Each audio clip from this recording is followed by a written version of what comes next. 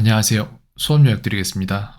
오늘 같은 경우에도 계속해서 어디가 지금 빠져 있고 뭐가 안 되고 있는지를 계속 탐색을 하면서 가고 있는데 이만큼의 문장을 줬어요, 아이에게. 그래서 그거를 보면서 설명을 드릴게요. 뭐가 어떻게 안 되고 있는지. 일단 첫 번째, 중요한 게 뭐냐면 이 부분이에요. 지금 이제 문장을 완전한 문장, 이제 의문형 문장을 완성해내기 위해서 이거 같은 경우에 당신은 잠깐만 이게 먼저였을 겁니다, 아마. 맞나?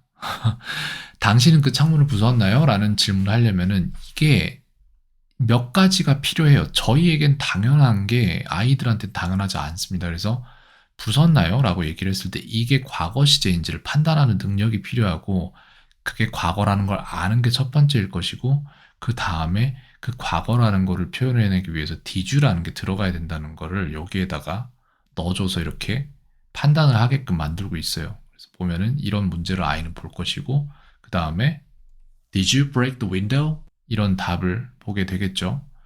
그 다음 디너 같은 경우에 아이가 디너를 잘 모르고 있어요. 그래서 디너에 대한 아이의 글쎄 이미지가 어떤 건지 여러 그림을 보면서 보여줬더니 이거면 되겠다라고 하더라고요. 그래서 이걸로 줬습니다.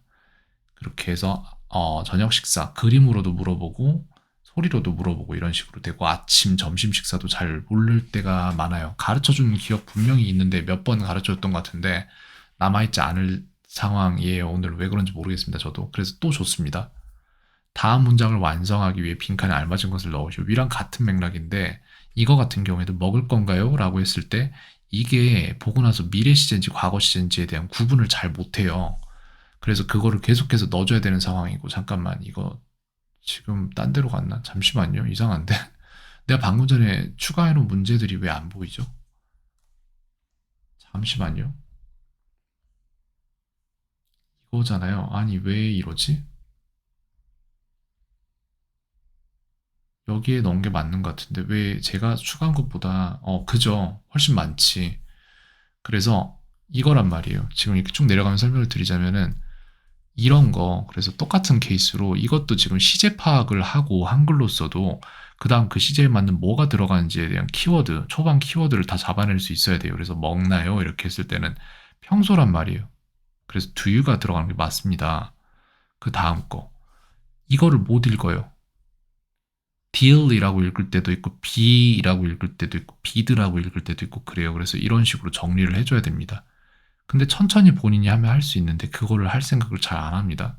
그 다음 이것도 똑같은 케이스로 뭐뭐 했나요? 라고 물어볼 때 이게 과거라는 걸 캐치하고 과거에 맞는 걸 넣을 수 있는가 다 똑같은 거고 그 다음에 여기까지는 오늘 맞춰놨는데 근데 또 시켜보니까 여기에다가 동사 들어갈 자리에 동사를 넣고 가야 되는데 그걸 안 하고 또 혼자 이상한 소리를 하다가 뒤에 동사를 넣습니다. 그래서 그것도 지금 교정을 잡아주기 위해서 이런 식의 문장들을 조금씩 넣고 있죠.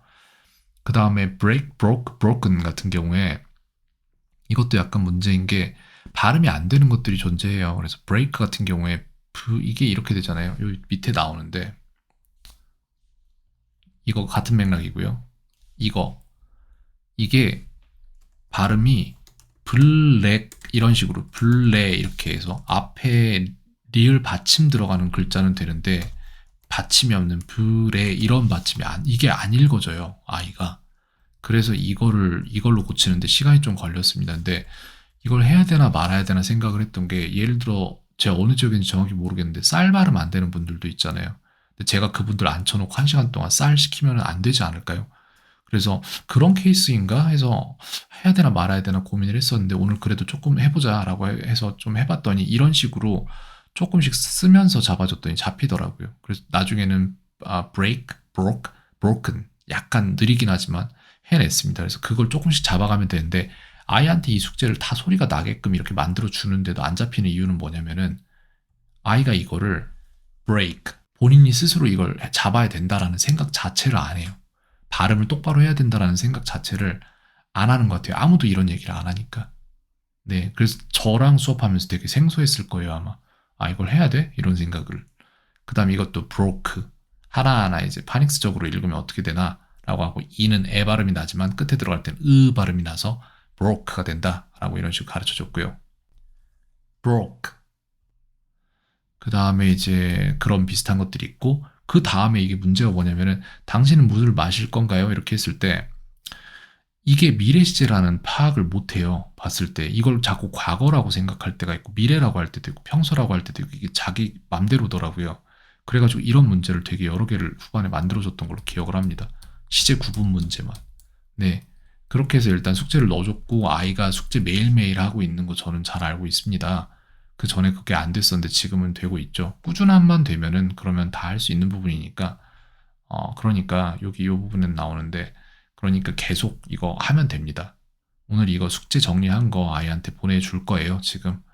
그렇게 할 테니까 아이가 오늘 숙제하고 또 저는 숙제 결과표 받아보면 되겠네요. 네, 캔이었습니다. 이런 식으로 조금 조금 학습 결손부가 너무 어마어마하게 많아요, 진짜. 그래서 제가 가르치는 속도가 느릴 수밖에 없습니다. 근데 정말 맹세코 말씀드리는데 이것보다 더 빠를 수는 없어요.